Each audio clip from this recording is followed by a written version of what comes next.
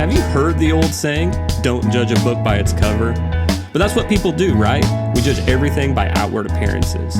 In my experience, a great album cover can make or break the decision on whether I buy an album. So go on a journey with me as we look at some great album cover designs and talk about why I believe that you need a personal designer for your album artwork. This is Judged by the Cover. Hey guys, welcome back to the Judged by the Cover podcast. I'm Josh. Hey, I'm Phil.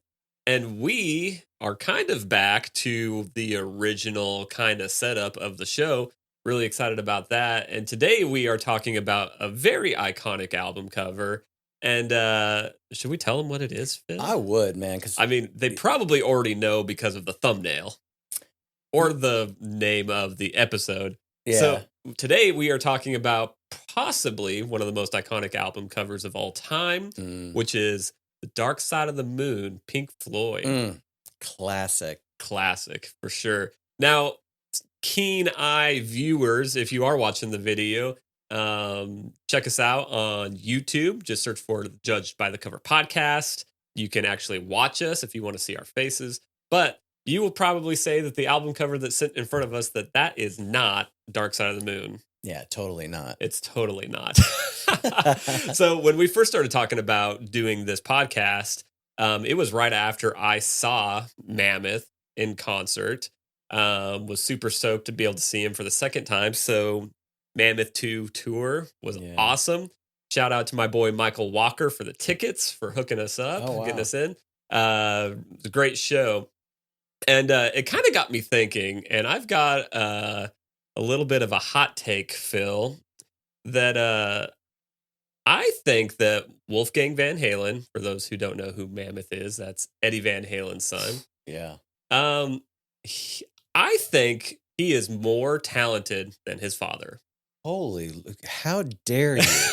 No. Before you guys shut us off and run away. I'm going to shut you off. Are you out of your gourd? I might be. That's like blasphemy. It sounds like blasphemy, but track with me for a little bit. And please forgive me. So as far as I know, Eddie Van Halen was a legend on guitar. He totally revolutionized how the guitar was played. But I don't know that Eddie played any other instruments. Now, I probably should have done a little bit of research. The only thing that I kind of have to retrack a little bit is I want to say that I think he actually started out on the drums, but he was better on guitar. Because I'm a liner note geek, I do believe there was some classical music training in the family, in the Van Halen family. Whether he started on piano and his brother obviously was on another instrument, but was he the bass? His brother played bass or drums. I think it was drums. Yeah, I think it was drums. Yeah. So, yeah. I'm not a big look. I love all the hits. I love the whole vibe of Van Halen. So my apologies if you're a big Van Halen fan and I just miffed being figuring out who's playing what instrument. But I think they've got classical training backgrounds. But I guess the reason why I kind of think that he is more talented than his dad is because he plays every single instrument that you hear on the album. So if there's keys in it, he's playing it. If it's guitar, if it's bass, it's drums. And one of the things that kind of solidified it for me, two things. First one was there was a video going around kind of when this tour started, and it was an interview, and somebody was talking to the drummer of Mammoth, and they were asking him about a part in the song. And he's like, "You need to get Wolfie in here." He's like, "I can't play it correctly." So they bring him in, and he plays it, and he's freaking amazing. The other thing was halfway through the show, they kind of take a little bit of break. The band walks off the stage and he comes out with an acoustic guitar. And there's a song called Distance that he wrote about his dad. And he sang that song acoustic. And his vocals, because when it's just you and a guitar, there's not much that you can hide behind when it comes to your vocals. Yeah. And his vocals are fantastic. I wish I saw that show. So you should have, Phil. I was close. I had a ticket. I know, for I you. was close. But I will say this: Will Wolfgang Van Halen have the same legacy or the same impact in music that his father did? I think time will only tell on that one. Yeah. My guess is possibly no. because we're in a different era. Yeah. I don't care if you're on a major label. I don't even know. He's probably on, what is he on? Maybe BMG. Well, that's Bertelsen Music Group. That's huge. So that's big guns. But his dad, Van Halen, they were on majors, man. I mean, major labels, and the business was different back then. Yeah. We're not in this streaming age back in the day. You would just go to the record store and buy the album, and there's only one Van Halen. I don't know. It's a different game now. It's so saturated in the market. Yeah. But I think it's amazing that he's keeping his father's legacy alive. And I love it when you see sons and daughters of legacy musicians carry the torch, Yeah. Yeah. No, I 100% agree. And that's just more of a hot take and, I guess clickbait. But no, he's awesome. I love him. If you have a chance to see Mammoth, you got to. It's a must-go-to show. His band is amazing. Go see them. I think his tour just wrapped up, but I know he's going to be out in support with the band Creed this fall. Out. That is a huge opportunity. Yeah. I just had a total brain, you know what, but I don't know, man. Going out on the road with Creed, that's pretty cool because that's a 90s act. And Wolfgang wasn't really 90s. When did Wolfgang do the first album? Oh, I mean, I think the original or Mammoth 1 came out 21 or 21 or 22, something like that. Very fresh. How old? Do you know how old? What would you, is he your age? I think he's close to my age. Yeah. We can find out pretty quick. One thing about you kind of doing the whole he's better than his father, it makes me want to get more and more into these albums like Mammoth 1 and Mammoth 2 to listen, because who else plays everything usually is Lenny Kravitz. Mm-hmm. So Lenny, a lot of these guys and gals will just go in the studio by themselves, like Prince, put the whole record together, playing all the instruments, and then you hire your session players. You get your tour personnel together. But it makes me want to get into it more. I would highly recommend it. Mammoth 1 is awesome. I love it the most, but I really appreciate this album more now that I've actually spent some time with it. The t-shirt logo even looks like a video game. It almost looks like Nintendo. Nintendo, it does. And I don't know for sure, but there's got to be some influence there. So he is 33 years old. How old are you? I'm 35. Wow. That's crazy. Yeah. He's a young buck. Yeah, so he's a young guy. This probably has some Nintendo. He's probably a Nintendo guy. Yeah. I don't know that for sure. Don't take that as gospel. Mm-hmm. Anyway, that was my hot take. Let us know what you think. You can either drop me an email. That's info@jwcreates.com. On the on my website, on the blog post for this show, you can leave a comment there. Or if you're watching on YouTube, drop those comments there. You can also hit us up at jwcreates.com. I think that's all the links. Anywho, that's enough on Mammoth. Let's take a quick break. Let's thank some sponsors of today's show, and we will get into Dark Side of the Moon. I can't wait. Did you know that Judged by the Cover is brought to you by JW Creates? JW Creates is your graphic design source, specializing in cover art design, logos, websites, and so much more. As a musician myself, I fell in love with album covers, and this fueled a passion to visually tell stories and promote branding through the art of graphic design. To learn more, see some of my work, or if you're interested in connecting with me, go to jwcreates.com. Judged by the Cover is proud to be a part of the Pod Nougat Network. If you are a fellow podcaster looking for a partner to help give you the tools to make your show the best it can be, or just interested in connecting with other podcasters in the Chattanooga area, make sure to follow Pod Nougat Network on Facebook and Instagram, or learn more at chatpod.com. So that's chat with 2 T's, pod.com. All right, and we are back, and we now have Dark Side of the Moon sitting in front of us. So to kind of kick it off, I was going to throw it over to Phil. He's going to give us a little bit of behind the scenes info about, what was happening, with the band, and all that kind of around the album, and then we'll talk about the design, and Right. there's some cool stuff there to talk about. So, Phil, what do you got for us? I think, before this record materialized, there was original band member named Sid Barrett, and he was suffering from mental illness.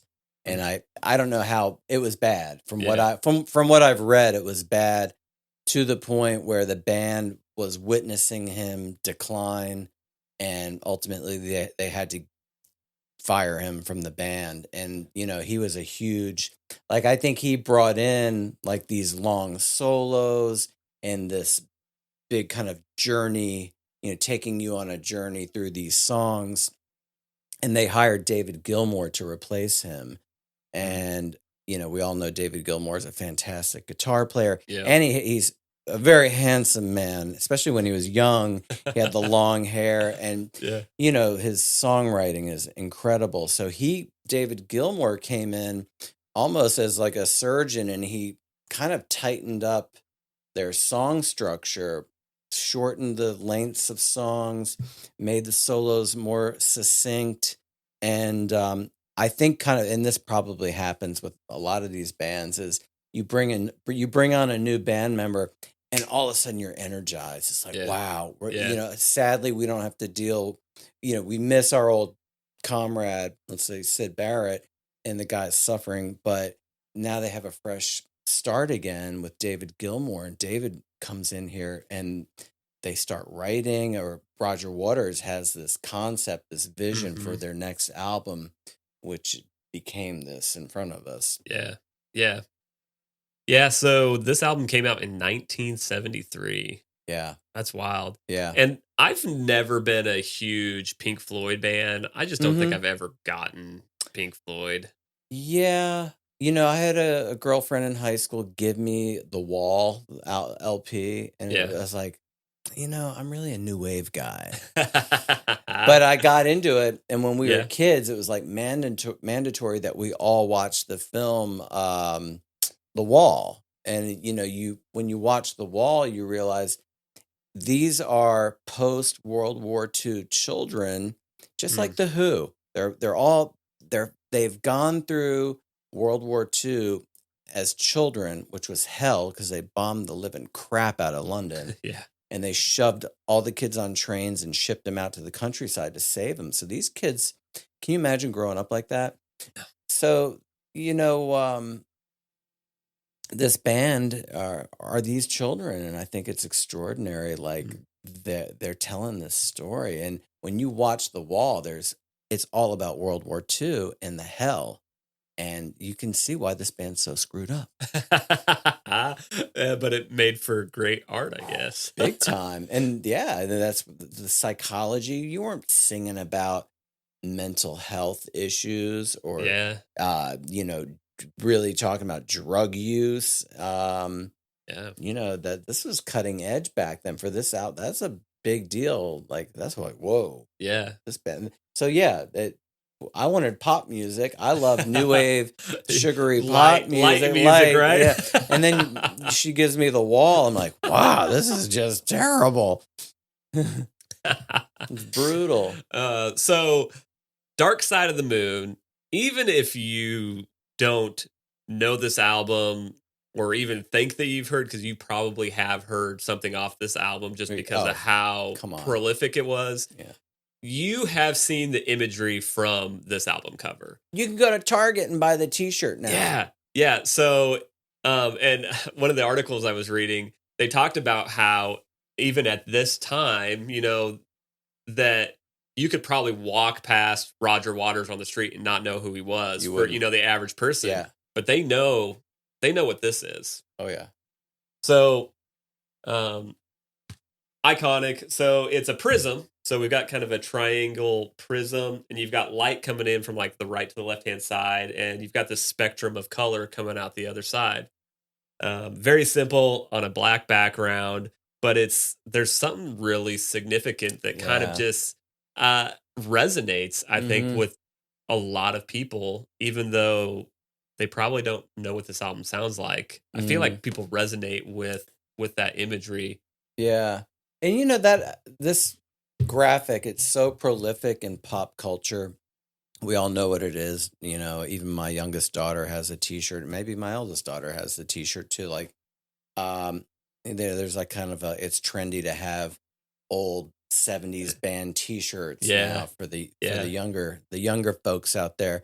But I don't know, man. It's like the imagery is it's so strong, and just like that, you can once you get into the music and then you start to look at the art, you're like, oh man, you can maybe this beam, the single white line going into the prism is just like the individual band members, and then this spectrum comes out when they get together, Mm, playing together okay. and writing together, Yeah. and the music manifests being shot through this prism, and that's what you get, man. When you hear this music, it's almost like it's like a colorful palette of Yeah. sound.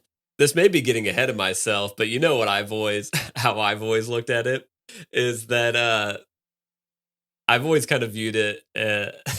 I'm trying to think the best way to put it. I'm just going to say Just say it. is that the music itself is kind of just the white line. Yeah, okay. And Yeah. I feel like you have to be on a substance Oh, of some Lord. sort to Right. fully understand. Like some kind of filter. You have to go through some kind of yes. That's how I've always kind of looked at it. Maybe it's just because I've always associated Pink Floyd as like a But stoner band, or the they people were doing those psychedelics, Yeah. back then.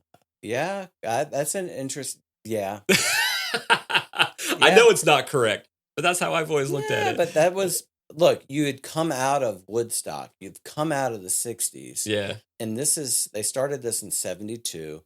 They released it in '73. Even the Beatles had their tripping, Lucy in the Sky with diamonds. Everyone's doing LSD. That was just the times. Yeah. And what's cool is the band has never really come out and had any explanation as to what this really means. But they did want something simple. Didn't you read that too? Yeah. Like they wanted something simple. Yeah, so what's funny, and this kind of leads into the designer of this album cover. So the designers of this cover is a group called Hypnosis. Very prolific designers of album covers, and honestly, they revolutionized what album covers look like.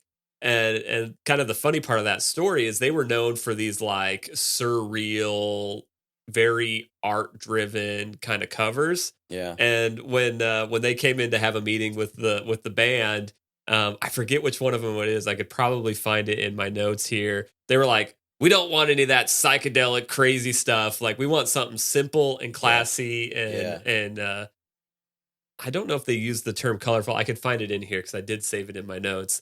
But they just like they're like, we don't want crazy, we want simple. And that was really the only parameters they gave. And that was from the band. That was from the band. Meanwhile, the label didn't want anything to do with these designers because they had done previous work, and they're just like, these guys suck. Yeah, I think you might be referring to the one that has a cow on it. Could be. And maybe through the magic of editing, I'll throw that up on the screen. Because that was one. And one thing that was kind of revolutionary about it that kind of transferred over to this is that didn't have the band name or an album name on it. Right. It was literally just a picture of a cow. Yeah. And the label hated it. They were like, it's got to have text. It's got to have... How do you market it? And so the same thing with this, when they presented this option, clean, no text or anything like that, the label was like, it's got to have... People got to know who it is. Mm-hmm. And both the band and the designers were like, no, this is it. Some other funny kind of backstory. So this, I think, idea came up pretty kind of quickly for them, but I think they presented...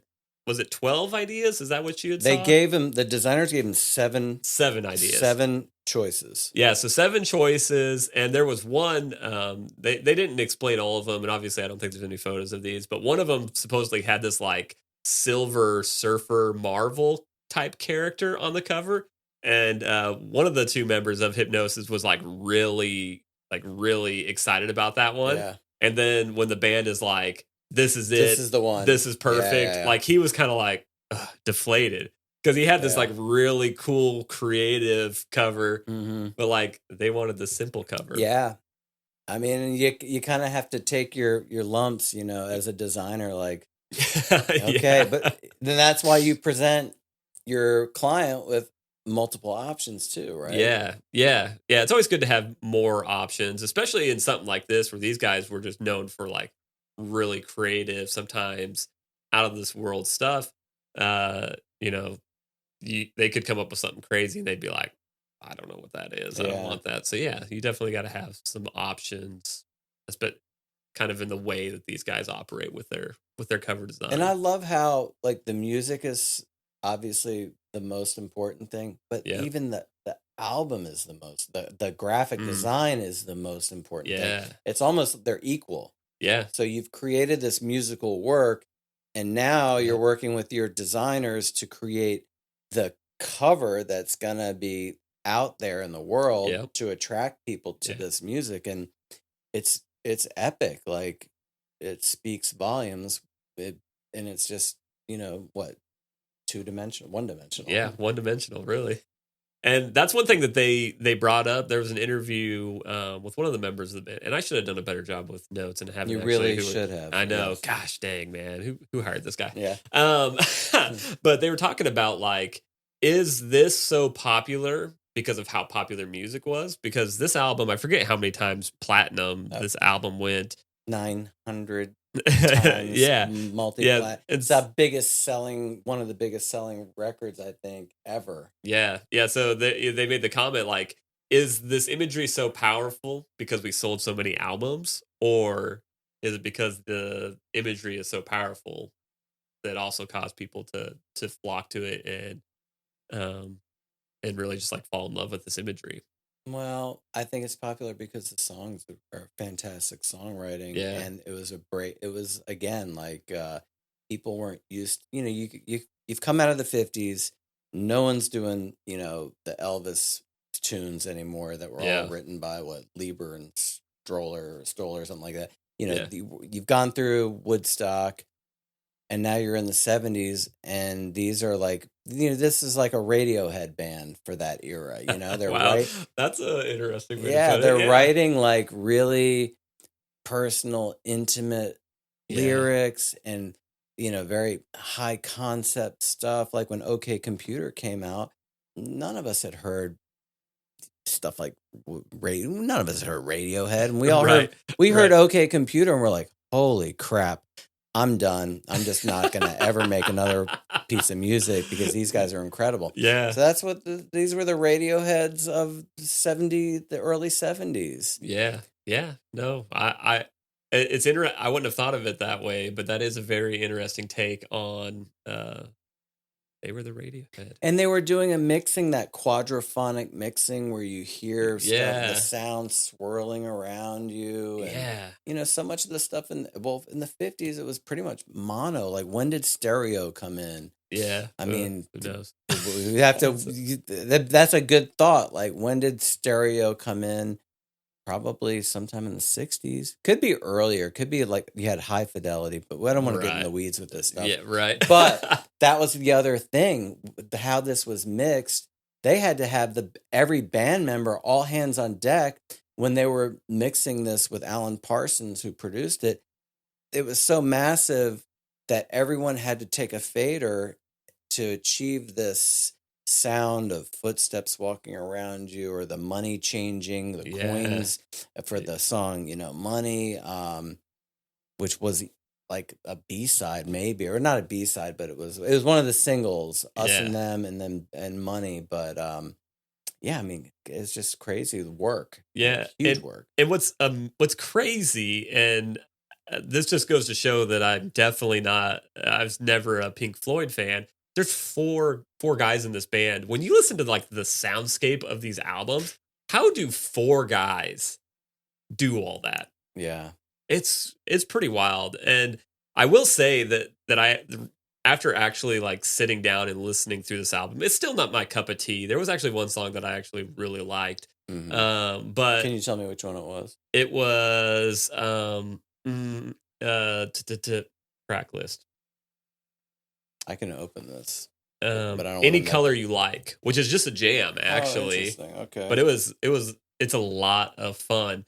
Yeah. But where was I going? But the soundscape in this Yeah. whole album, I didn't realize like how much effort they went into like crafting like this heartbeat sound that Yeah. goes throughout the album. Which, if you want to turn that around, And make they used sound a real kick drum. They tuned a kick drum to get that heartbeat sound. and so a cool touch was putting the heartbeat with the spectrum of colors Yeah. on the inner cover. Yeah. Um, one, I, we're kind of going back a little Cutting bit edge, here. by the way, because we're so used to seeing waveforms now. Yeah. And to have like an EKG, I don't know, it's just cool. Mind blown. What? Like early Forerunners. Like Wow. this thing holds up, dude. Yeah. That's great. I know. The light. So you got the colors going through. The one thing the artist did say, they really wanted to portray the fact that Pink Floyd shows were a lot about like the lights. Mhm. The light show was huge. And so that was one of the factors why they wanted to have this color coming through. Yeah. That's just one other little note. I kind of remember that because I was a little tiny boy when this album came out. But Yeah. when I got into high school, I know that friends of mine who were into Floyd and would go to the shows, it was all about the light show. It was almost like Yeah. going to a Dead show. You had to be like totally invested. Yeah. Like, this is Like total experience. yeah, total immersion into the world.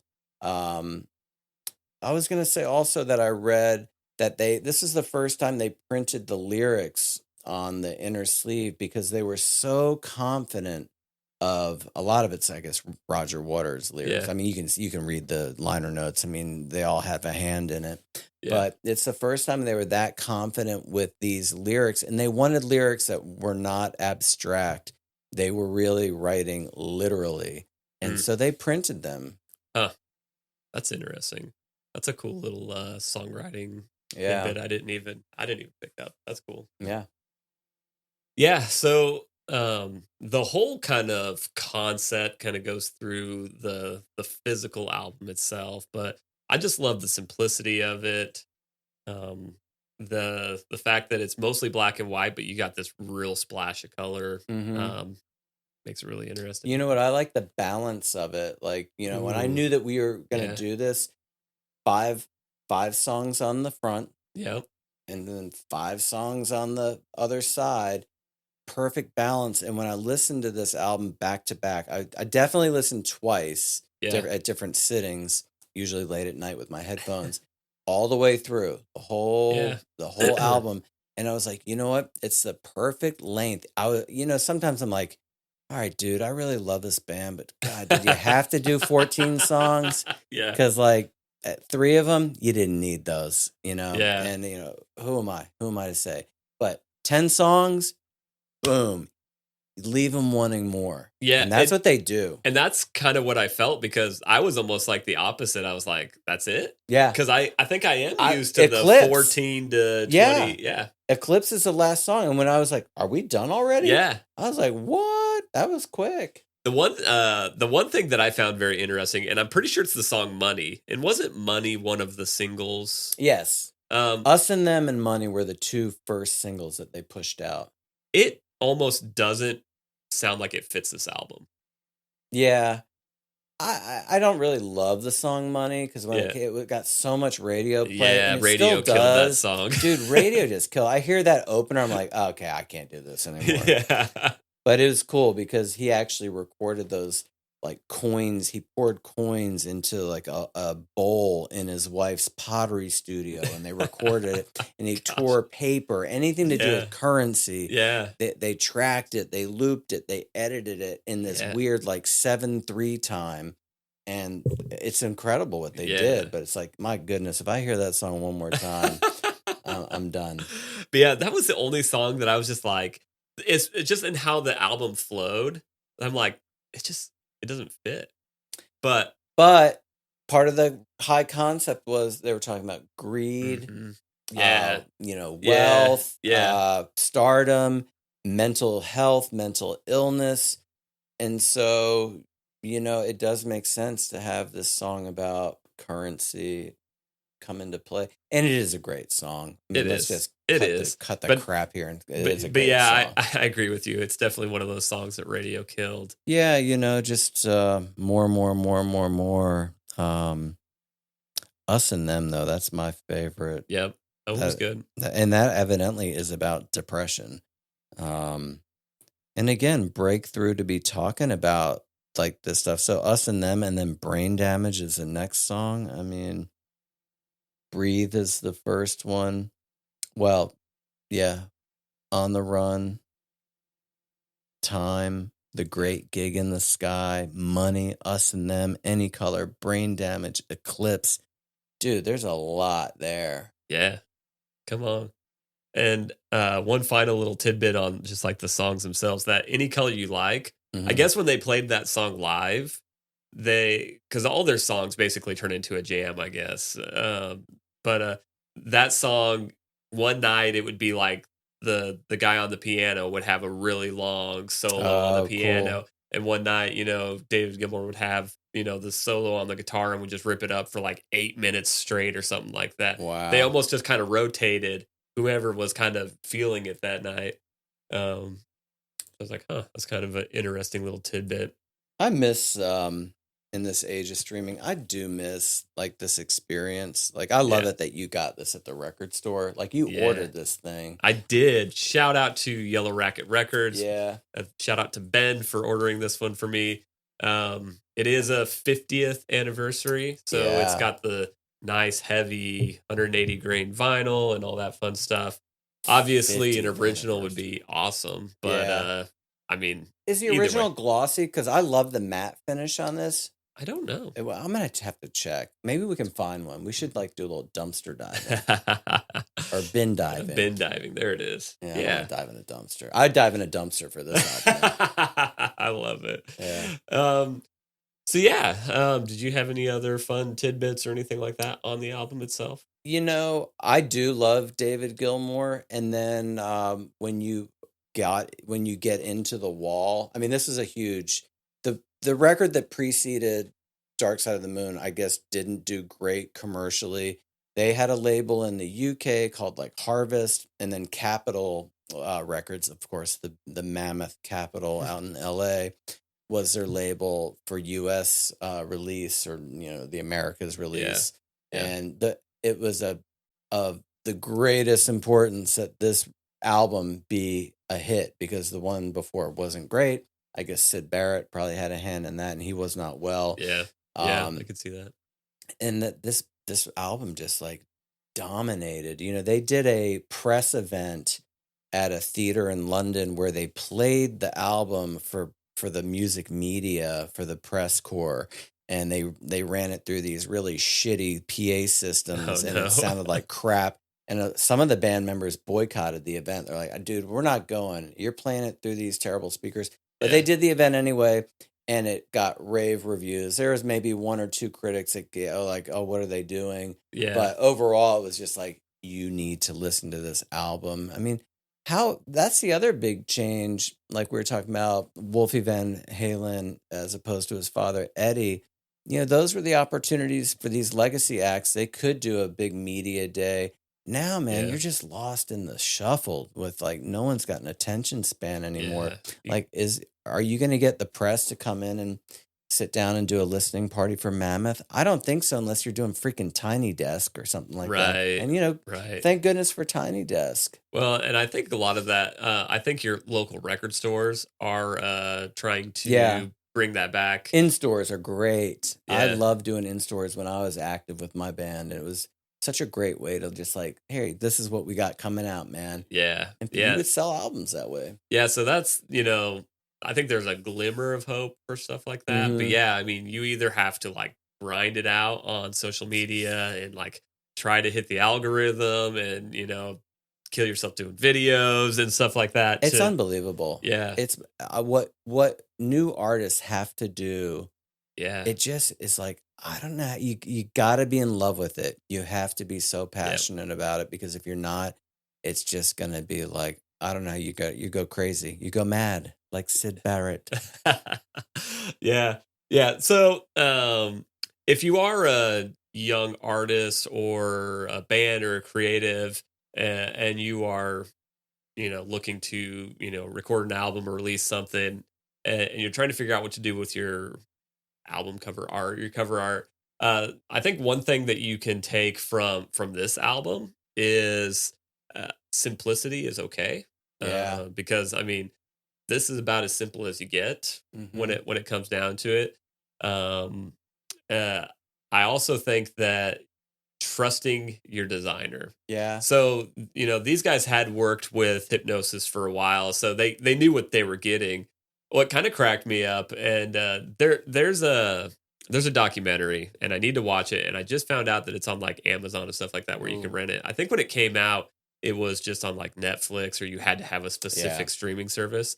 But there's a documentary about hypnosis called the Circle Squared, I believe is the name of I the got, I'm documentary. gonna watch this Oh, thing. I need to watch it like tonight, Yeah, yeah. probably. Yeah. And shout out to Scott Simpson, A to Z Radio. He actually sent me that probably a year ago, and I haven't checked it out yet. Sorry, Scott. Mm, Um, but ooh, doesn't matter. um, You're right where you're supposed to be. right where I'm supposed to be. No, but trust in your designer. So Yeah. they had worked with these guys. But there's a story in an article that I read about Led Zeppelin. So Led Zeppelin had seen these guys work for another band, and basically they called them up and said, "Hey, I want to work with you. I'm not going to tell you what my lyrics are. I'm not going to tell you what the album's about. You know what kind of band we are. Just create an album." You know what kind of like faith in like a designer? That's a lot. I don't know if that was faith in the designer or, pride or just stupid stuff, but Yeah. like I think that as an artist, find somebody that you connect with, Yeah. that kind of understands you, understands your vision, Yeah. that can lead you through the process.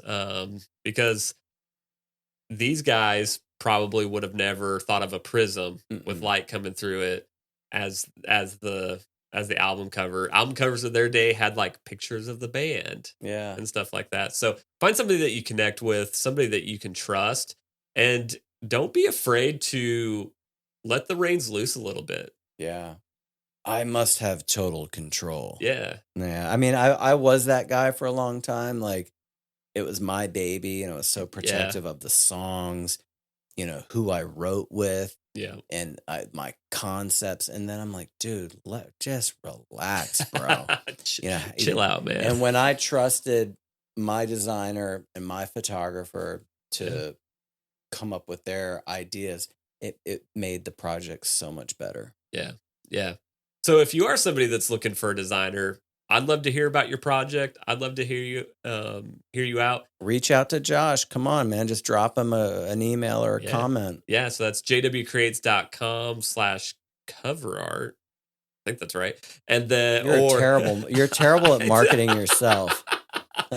Or info at jwcreates.com. info at jwcreates.com. Yeah, so we'd love to hear your thoughts. What are your thoughts on Dark Side of the Moon by Pink Floyd? Are you a fan? What do you think about the album cover? Let us know. You can also hit us up on social media. That is at JWCreates.